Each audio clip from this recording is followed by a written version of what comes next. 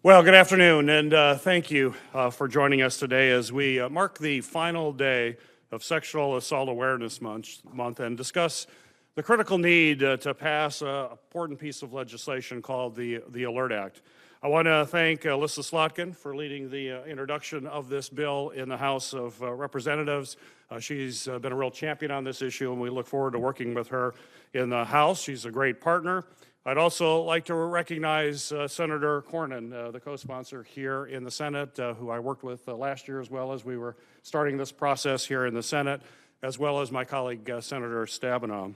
I would also like to thank Representatives Upton and Mitchell for being here today and being engaged in a bipartisan, bicameral effort to get this passed. And I also want to thank Deborah Vagans from the American Association of University Women for joining us as well. This is an issue that impacts not just survivors in Michigan, but really all across our country. One thing that's clear to me, especially in my meeting with the survivors of the abuse that was inflicted upon them by Larry Nassar, is that his sentencing is certainly not the end in any way to addressing this ordeal for them and for countless other survivors all across our country. We need to address the flaws in the system that have clearly failed to protect young people. I was certainly truly inspired by the survivors, as I'm sure everybody up here was, and I've met them and I saw firsthand their courage and their commitment to justice. It was their courage that has inspired many others to come forward who are victims of sexual abuse, and it's their courage that will help stop predators from abusing more young athletes. In Michigan, unfortunately, there is still a serious trust deficit between MSU and the survivors, the student body and the faculty and Michigan families. I'm encouraged that the Board of Trustees fired Acting President Mr. Engler earlier this year as they embark on a search for a new president. It was clear that Mr. Engler's lack of empathy toward the survivors has made them feel disrespected and dismissed. With him gone, the healing process can move forward and begin, and that should have happened, of course, a long time ago. But ultimately, we need to make sure that there is no excuse used by the top officials at the university, especially the excuse that I didn't know. That can never, ever be used as an excuse for permitting monstrous abuse to come forward and watch officials and see our officials not stand up for the students that they are entrusted to support. In the case of Larry Nassar, university leaders complained that they were unaware of reports despite the involvement of the Title IX office on campus. For example, Dr. Simon acknowledged last year during my questioning when she testified before the Senate that she did not read the 2014 Title IX report documenting allegations of misconduct by Dr. Nassar, and she even added it wasn't normal. It wasn't normal for her to review the reports of these kinds of allegations. Well, that fact is simply unacceptable. And that's why Congress needs to pass our bipartisan and bicameral legislation. Our bill is very straightforward. It will require university leaders to certify that they have reviewed any reports of sexual abuse perpetrated by university employees to the Department of Education. I think it is clear to all the sponsors that are standing up here with me today that if a university employee, someone who is entrusted with the well-being of students on that campus, has a Title IX case before them or involving them, a university president or a trustee, at least a university president and at least one trustee needs to be aware of it. We need to learn the truth so that those who are enabled and those who protected Dr. Nassar are held accountable for our children, for our students, to make sure that they are never, ever abused again by someone as monstrous as Dr. Nassar. I'm pleased to have bipartisan, bicameral effort to address this issue, and I'm hopeful that we can advance this legislation in the Senate and in the House and do it as soon as possible. And that's why I want to welcome co-sponsor and a great champion on this issue, Senator Cornyn from Texas.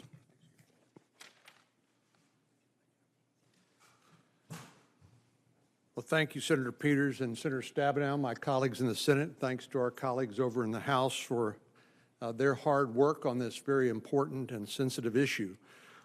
Some of the most disturbing reports of sexual violence and abuse are those that take place on our college campuses.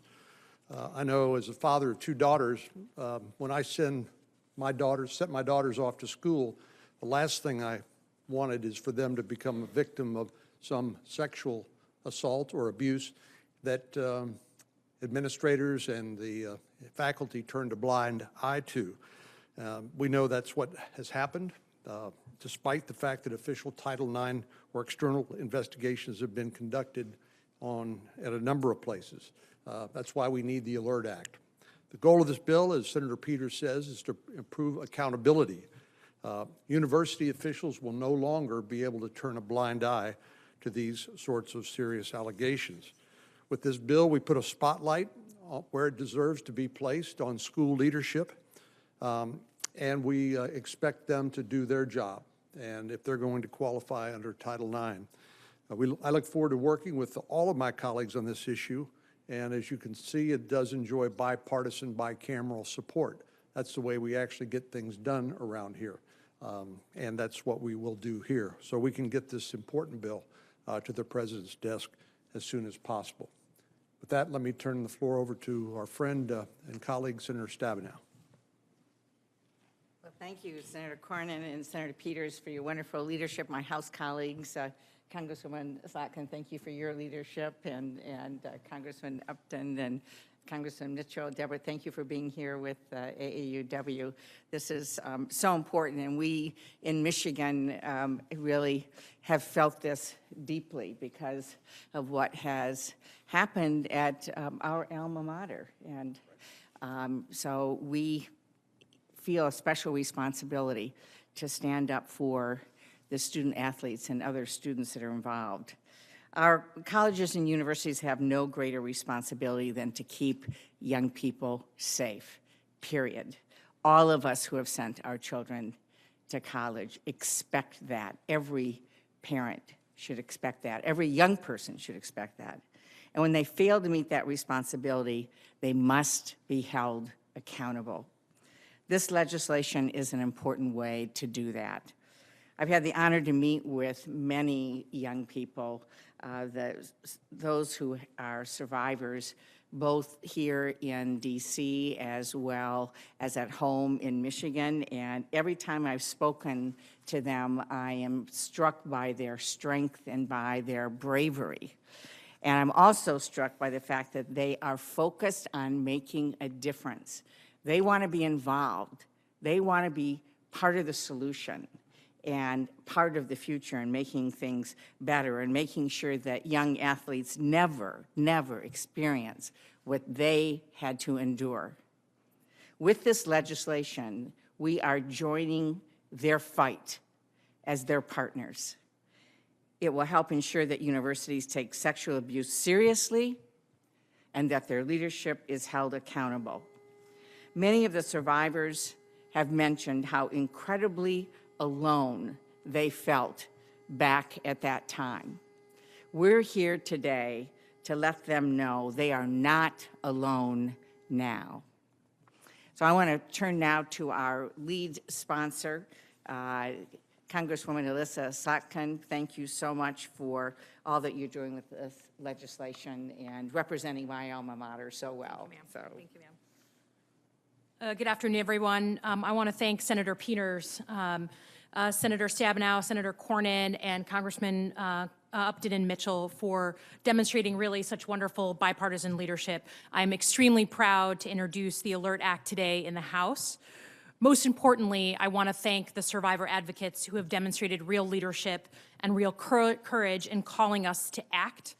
It's my privilege to represent the district that includes Michigan State University, one of America's great universities. Countless students, faculty, staff, and campus leaders have responded to the revelations of horrific crimes on campus with bravery and determination and wisdom.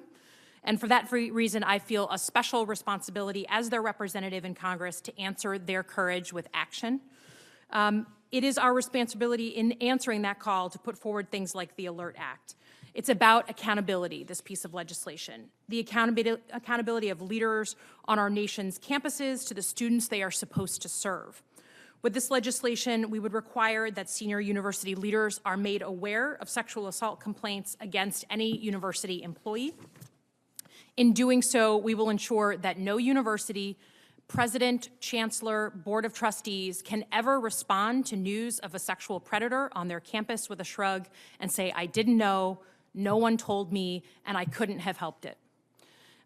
We must have university leaders who act to protect the safety and health of their students.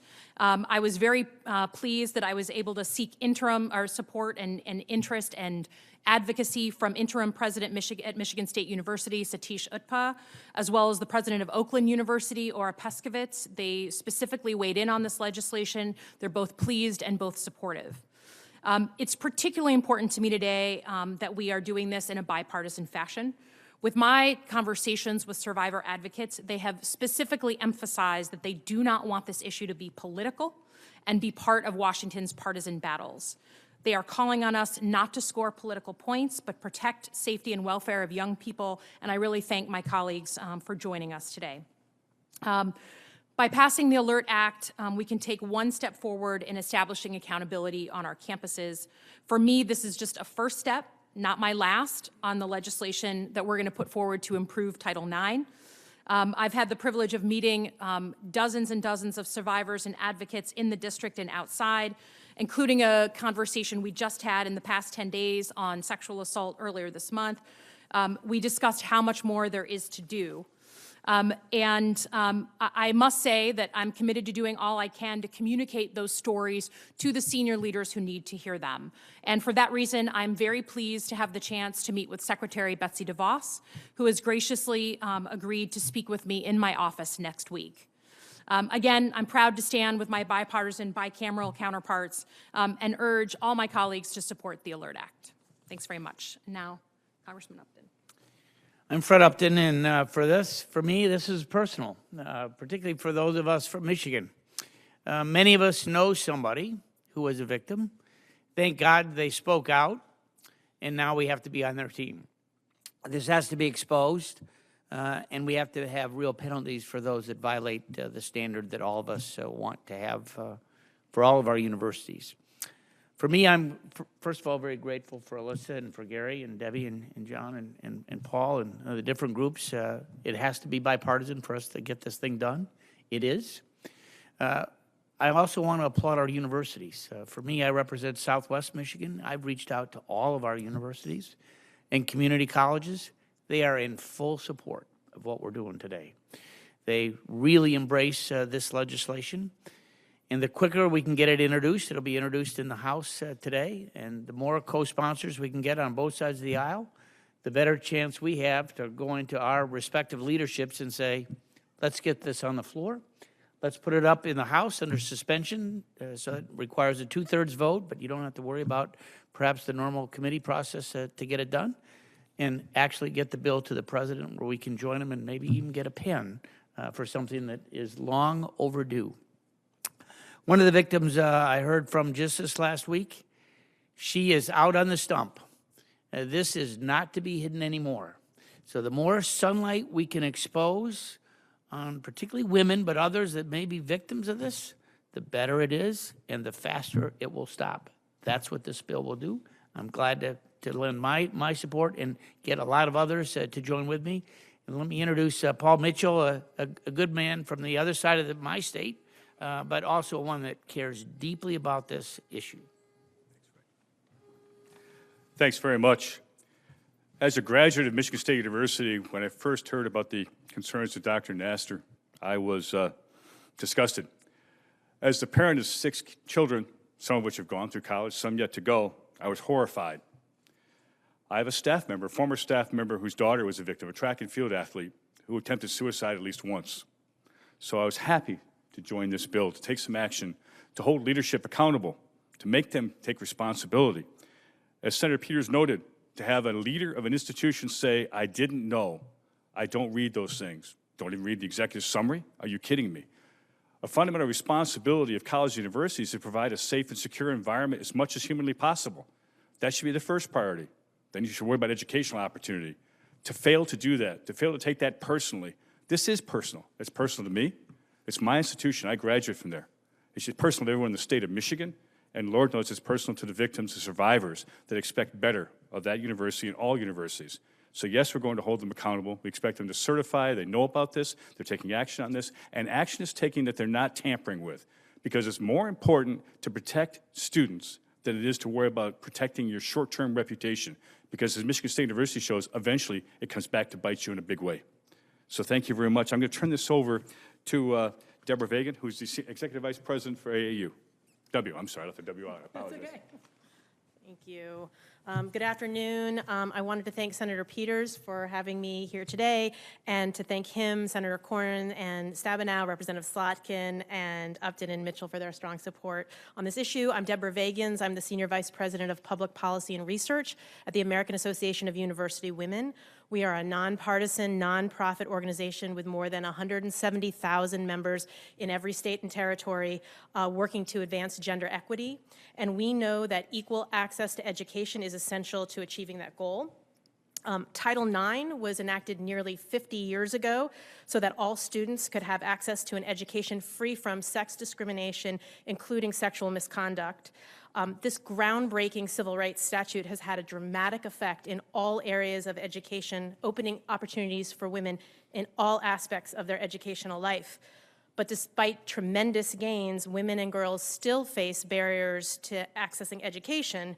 And of course, one of the worst examples of that is the uptick, and although the increased recognition that sexual assault creates an unequal educational environment.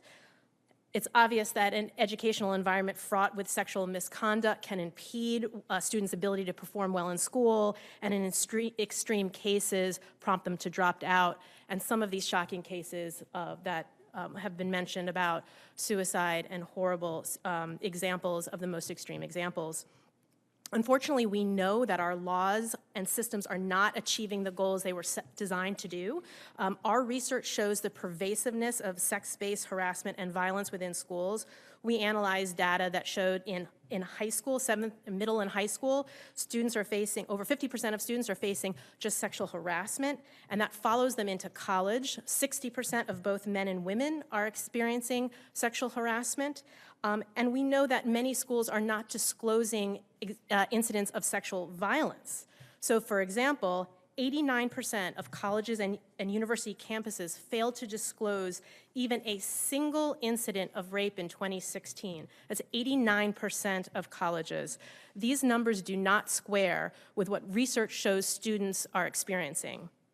And this underreporting can come from a variety of sources.